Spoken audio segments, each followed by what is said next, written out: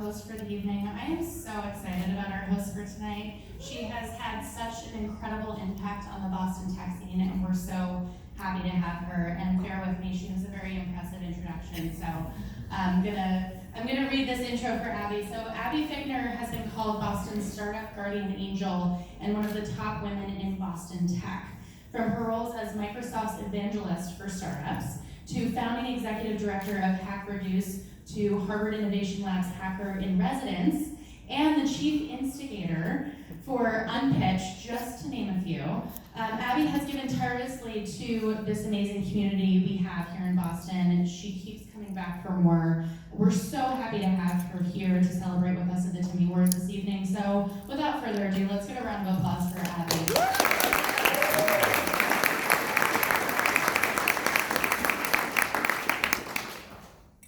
Wow, we have a packed house here. So I don't know if any of you guys noticed this, but on the Timmy website, it has a carousel with the 2018 winners, and the winner of Best Tech Startup in Washington, D.C. for 2018, also from Boston. Did any of you guys notice that? See, all the good things come from Boston. Coram was two undergrads at Harvard who created out of their dorm room. That never happens. But I find that I'm always doing this. I'm seeing something and I'm like, that's Boston. I am always amazed that for such a small city, there is so much awesome that comes out of here, isn't there?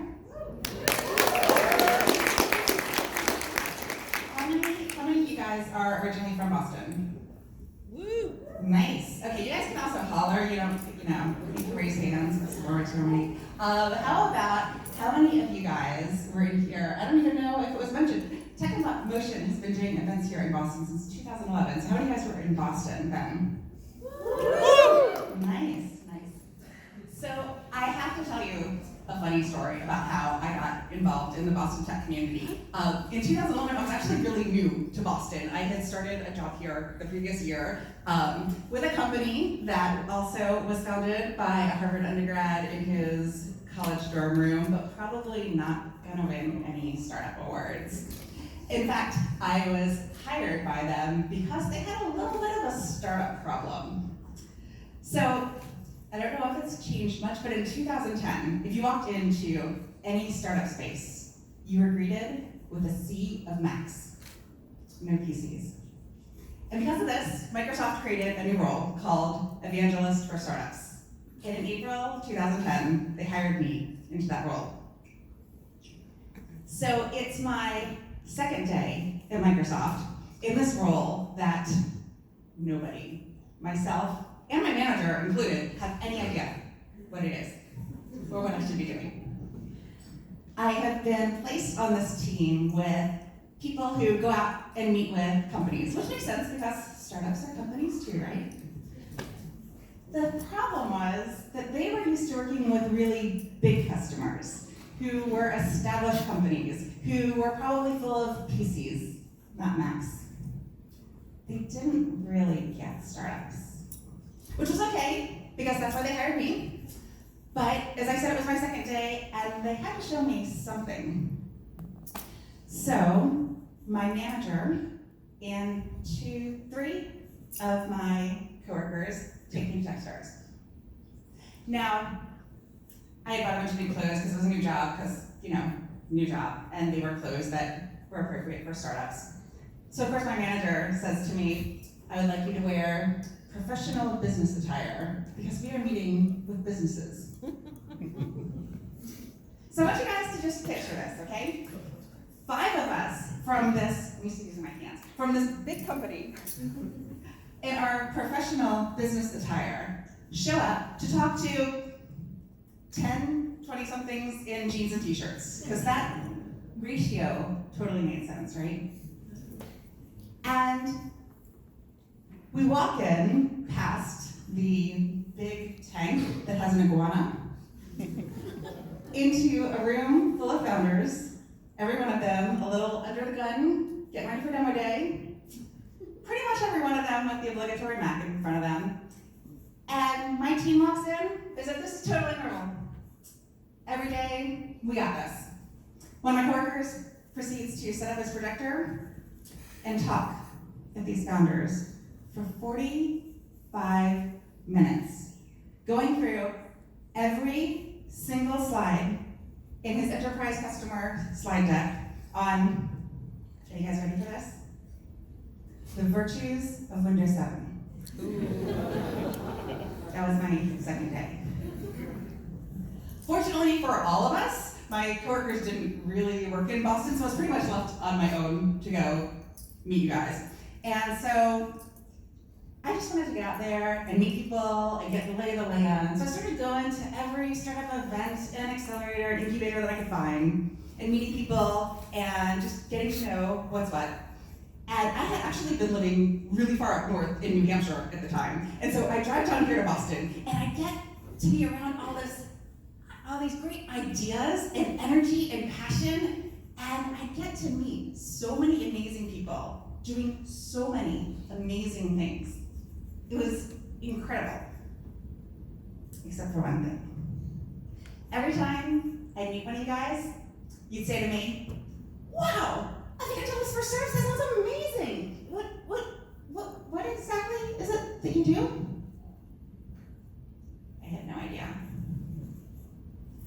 And so I'm at an event, and Bill Warner's the speaker.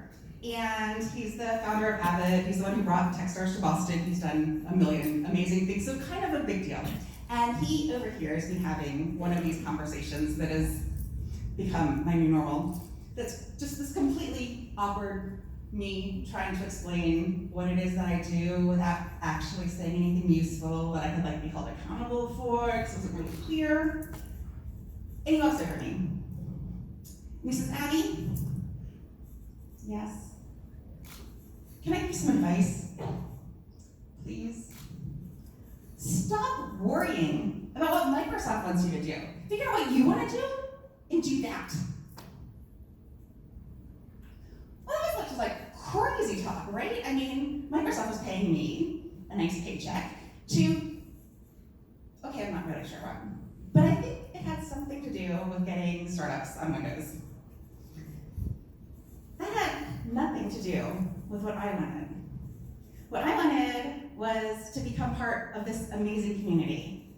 I wanted to contribute in any way that I could to helping people who are creating the future. And I don't give a damn what operating system you're on. But you can't say that when you work for a company who's mostly known for their operating system. But I don't know. I mean, Bill Warner's pretty successful. And maybe more than that, I really wanted to believe that it was possible to create this role around what I wanted and be able to do that. So I said, screw it. And if I get fired, I get fired. And so, in the meantime, I'm just going to have fun with it and do what it is that I want to do. So, little by little, I started answering the question of, what exactly is it that you do here? With the answer, I help startups. And I started focusing all of my attention and energy on that. And so much awesome came out of that, out of being able to do that. I was so sure that I was going to be fired. I mean, this was not what they hired me for, even though I didn't really know what they hired me for. But incredibly, I wasn't. Instead, I was rewarded so many times over by both Microsoft, who loved what I was doing, and by you guys, by the community, who welcomed me despite working for the enemy. And I feel like when Bill Warner gave me that permission to go out and be myself and follow my gut, even when it went against what my employer seemed to be doing, that is what made me so successful. And so, while it seemed completely whack at the time that I was hired into this position that was kind of undefined, in hindsight, I think it was kind of brilliant. Because it left the door open for me to define the role around my own background and my own perspectives and my own way of doing things. It allowed me to shape this role into something that fit me, that I was excited about, and that I would do best at, and hopefully do the best for Microsoft at, rather than what I see so many companies doing, which is trying to squeeze you into this little tiny predefined role of how we always do things around here. And it made all of the difference. I gave a talk once where I talked about how I felt like I was a rock star when I was in this role. And this feeling of being a rock star, that gave me permission to go out and do all of these amazing things that my previous non-rock star self never would have done. I wound up talking at MIT and creating a hackerspace with the city and helping Harvard create startup programs for the Innovation Lab. And I don't think I would have had the balls to do that before. And the reason that I'm telling you guys this story is because I think that all of you are rock stars. I always have. And I'm so excited by the Timmy Awards. I love that they're giving us a chance to celebrate and recognize companies that can see that in you too. And that encourage you to be your rock star selves and do your rock star things, because that is what makes Boston great. So, before we get to the awards, I just want to have one thing more to say, which is, when you walk out of here tonight, regardless of whether you're taking home an award or not, I hope that all of you will seriously ask yourself, what is it that you want to do? And how can you start doing that?